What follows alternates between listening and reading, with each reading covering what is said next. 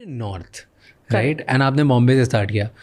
Tell me, colour obsession जो है वो सिर्फ नॉर्थ में है कि मुंबई में भी, महाराष्ट्र में, मतलब वेस्ट साइड पे भी है? आई थिंक कलर ऑब्सेशन ज़्यादा है नॉर्थ में. क्यों ऐसा, कभी इसे पूछा है, कुछ समझा है? नॉर्थ इंडिया में सदियों से they have been looking up to white colour. Means it is unacceptable for a mother in law कि बहू डार्क होएगी. आज भी ऐसा होता है? To some extent yes, and that's the reason I feel कि जितना हम ग्लूटाथियोन दे रहे थे बॉम्बे में, उससे हम कहीं ज़्यादा नॉर्थ में देना पड़ता है हमें, even though we don't offer it to the patients. हम ग्लूटाथियोन नहीं बोलते कि आप ले लो. पेशेंट्स आके हमसे मांगते हैं कि मुझे गोरा होना है. एंड इसी वजह से इंडिया में इतना बड़ा फेयरनेस ऑब्सेशन है कि everybody is miss using medicine, miss using and applying steroids on their face. जैसे क्या? सो ये तो एक डर्मेटोलॉजिस्ट के लाइफ का ना सबसे बड़ा प्रॉब्लम या चैलेंज है इंडिया में, steroid application on face. Studies have proven that अगर आप उसको 10 डेज लगा लो कंटिन्यूसली, आपकी स्किन पतली हो जाती है परमानेंटली. 10 डेज लगा तो लो. फिर लोग क्यों लगाते हैं, क्या होता है? If you are using a steroid, it should only be controlled application if prescribed by a dermatologist. बिना डर्मेटोलॉजिस्ट के आपको स्टेरॉइड फेस पे नहीं लगाना चाहिए. और काफ़ी लोग इसको लगा रहे हैं क्योंकि initially it causes very good skin and fairness, and the minute it crosses that limit you get acne, आपका स्किन पतला होने वाला है, फेशियल हेयर आने वाले हैं, और उसकी ना एडिक्शन है. आप स्टेरॉइड्स बंद नहीं कर सकते. जैसे आप बंद करोगे तो पिंपल्स, एक्ने, ये और मतलब रेडनेस इतनी ज़्यादा आ जाती है. It's a very bad flare up, और उसको छोड़ना बहुत मुश्किल होता है. और फिर हमारे पास आ रहे हैं, जब हम दवाई दे रहे हैं the skin is unable to even, मतलब स्किन पर आप कुछ नहीं लगा पा रहे हो. उसके बाद उसके बेसिकली स्किन के जो लेयर्स हैं वो छोटे हो गए हैं, पतले हो गए हैं अभी, एंड वो लेयर्स अभी नहीं है. So he can not protect himself धूप से, धूल से, मिट्टी से. मतलब टच करो तो ब्लड निकल रहा है. शेड. और ये बहुत कॉमन होते जा रहा है? बहुत कॉमन है, बहुत कॉमन. क्या बात कर रहे हो? बट ये सारी चीज़ें जब मैं सुनता हूँ तो मुझे ऐसा लगता है कि क्या सैड हो गई है हमारी सोसाइटी कि हम फेयरनेस पे इतना ऑब्सेस हो गए. हमारी सोसाइटी सैड हुई नहीं है, वो स्टार्टिंग से है ऐसी, और अभी उल्टा थोड़ा परिवर्तन आ रहा है शहरों में, इसीलिए यहाँ पर नहीं हो रहा है. अभी उल्टा सोशल मीडिया की वजह से एक्सेस ज़्यादा हो गया छोटे शहरों में. But I am happy to say that over a period of years, अभी जितना slowly I am seeing patients, अभी ऐसे नहीं है कि लोग मेरे पास प्रॉब्लम के साथ आ रहे हैं कि मेरा स्किन रेड है. वो उसको रोक के आ रहे हैं कि मेरी ना दोस्त ने बोला था, मैंने नेट पे पढ़ा था, इस क्रीम से ख़राब हो जाता है, इसलिए मैंने बंद कर दी. अब आप मेरे को बताओ मैं कैसे इसको ठीक करूँ. सो दिस चेंज जो आ गया है is a very positive thing. No, this is a positive change, but आज भी हम उसी जगह पे हैं जहाँ पे फेयरनेस मार्केट इंडिया में इतना बड़ा है. और अभी आपने बताया जैसे $1 मार्केट है फेयरनेस, तो $billions $1 मार्केट है फेयरनेस. और सबसे ज़्यादा डर्मेट के पास भी लोग कहते हैं मुझे गोरा होना है. एंड आपने बोला कि मदर इन लॉ ये बोलती है नॉर्थ में कि एक्सेप्ट ही नहीं है. ऑल्सो कि मेरी बेटी बहुत काली लग रही है आजकल. क्या सैड है यार. Can we do something about it? Getting a 12-year-old to the clinic and saying this, and मेरे लिए वो अजीब हो जाता है कि मैं बच्चे के सामने कैसे, मतलब माँ को कैसे डांटूं कि मैं बोल रही हूँ मैम आपकी बेटी एकदम ठीक है, उसको जाके खेलने दो धूप में, अब नहीं खेलेगी तो कब खेलेगी वो? Is it? पर क्यों है, व्हाई डू यू थिंक कि ऐसा क्यों है? इतना ये ऐसी वाइट वर्शिपिंग क्यों करती है हमारी कंट्री? यानी इतना सैड क्यों है कि इस पोजीशन में पहुंच गया जहाँ पे मदर्स बोल रही हैं या मदर इन लॉ बोल रही है मुझे बहू नहीं चलेगी इसकी, या मुझे बेटी नहीं चलेगी. दैट इज़ इतनी मॉडर्न हो गई सोसाइटी, इतना हम आगे बढ़ गए और आज भी यही सोच रहे हैं. हम who do we look up to as India? किसको देखते हैं हम? कौन है हमारे हीरो? अगर हीरोज ही सारे फेयर्स हैं, हीरोइन ही सारी फेयर हैं, तो हमें तो हीरो हीरोइन ही बनना है ना. इट्स ऑल अबाउट हम किसको देखते हैं. We are obsessed about having straight hair, fair looks, पतली लड़की, लंबी लड़की. ये कौन है? ये कैरेक्टर किसने बनाया? Do you think कि जो मीडिया दिखा रहा है उसकी वजह से ये ऑब्सेशन चलते जा रहा है? हाँ, बिकॉज सबको हीरो बनना है.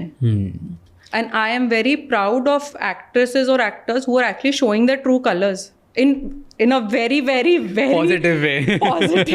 in a very I would say literal manner. Show your true color. But जैसे आपने बोला ये जो कलर ऑब्सेशन है ये सिर्फ लड़कियों पे होता है कि लड़कों का भी होता है? लड़कों का भी होता है, इक्वल होता है।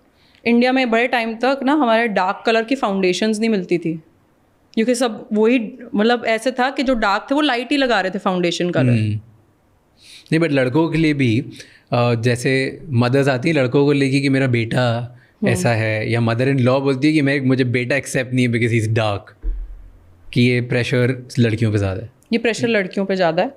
लड़के जो हैं वो खुद ही आते हैं कि मैं डार्क हो रहा हूँ, कभी मदर नहीं लेके आई। नहीं ऐसे नहीं होता। So this pressure at least to me, so societal pressure लड़कियों पे ज़्यादा है एंड कॉन्फिडेंस प्रेशर लड़कों पे ज़्यादा है। करेक्ट। आई मीन सोसाइटी की वजह से लड़कियों को भी कॉन्फिडेंस प्रेशर तो होगा ही होगा। हाँ, बिकॉज ऑब्वियसली इतने ज़्यादा बार बार उन्हें बोल रहे हैं। हाँ, it is obviously affecting her thinking ना कि I am not good enough. Do you try to change it? आप बात करते हो आपके पेशेंट से, बोलते हो कि यार एवरी कलर इज ब्यूटीफुल, या क्या दिक्कत है तुम्हें? हम इस चीज़ से बोलते हैं कि देखो आपका स्किन कलर हम नहीं चेंज कर सकते, वो भगवान की देन है आपका स्किन कलर। हम इसको इवन टोन ज़रूर कर सकते हैं जिसमें it look much more better.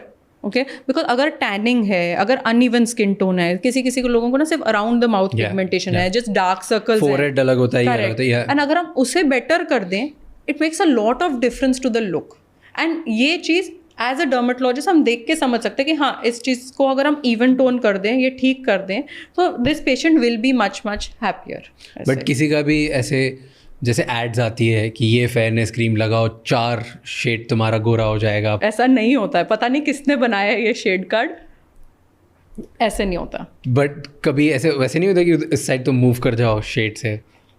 Possible है नहीं है? टैनिंग हट गई तो हो गई ना। आपने भी मूव किया, मैंने भी मूव किया शेड कार्ड पे। मैं तो नॉर्मली हो गया, कोई मैंने कुछ किया नहीं। Exactly It just happened. आपने नॉर्मल स्किन टोन पे आना है। सो नॉर्मली हमारा स्किन टोन यहाँ दिखेगा आपको, राइट, जहाँ पर टैनिंग नहीं होगी, एंड उस स्किन टोन पे आप पहुँच सकते हो। ओके ओके, बट उससे फेयर अगर आप बोलोगे आपने होना है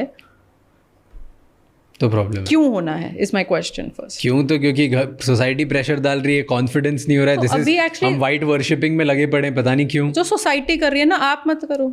मतलब taking a stand it's very difficult. But I think अभी सोसाइटी ना थोड़ा चेंज कर रही है in terms of not society, लोग चेंज कर रहे हैं, that they are taking a stand, they are taking a stand that they don't care, that's which is good. But कैसे चेंज करोगे? Do you have you ever thought about it? क्या change कर सकते हैं? 1 person at a time. मैं राज शमानी के podcast पे आके बोलूंगी चेंज करूंगी तो।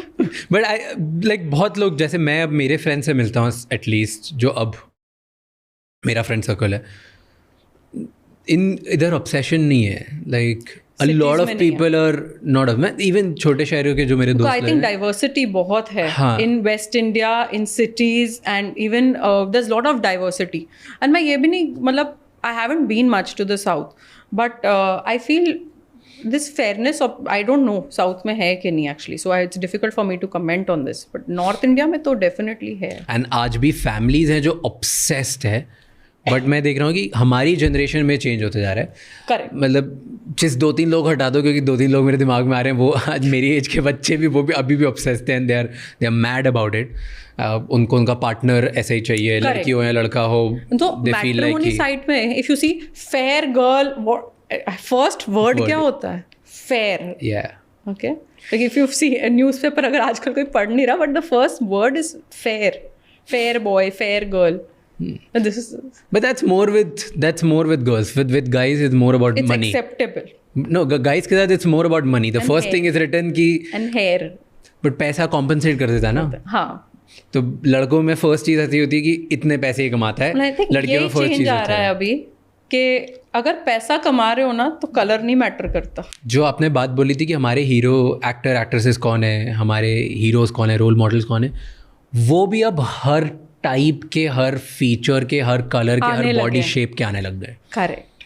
Because people look at certain people be like कि हे ये डार्क है या ये नहीं है डार्क, फर्क नहीं पड़ता। I think he is a role model और she is a role model and I need to become like that. You have to actually, मतलब गोरापन is equals to becoming a hero. I don't know what was funny कि शाहरुख खान जो गोरा नहीं है, but I am sure Shahrukh Khan also struggled. हाँ। I kind of remember this, that he did struggle in getting roles because he was not Gora. Really? Yeah, I do remember reading this interview, so I can't really Damn. confirm on it, but I have read this at Wow. that point of time, because उसको lead roles नहीं मिलते थे, villain roles और ये सब. That's why this Bazigar, Dar and all had come up that time. He didn't get the lead roles. Wow, yaar. So such a big loss for the people who rejected him for that.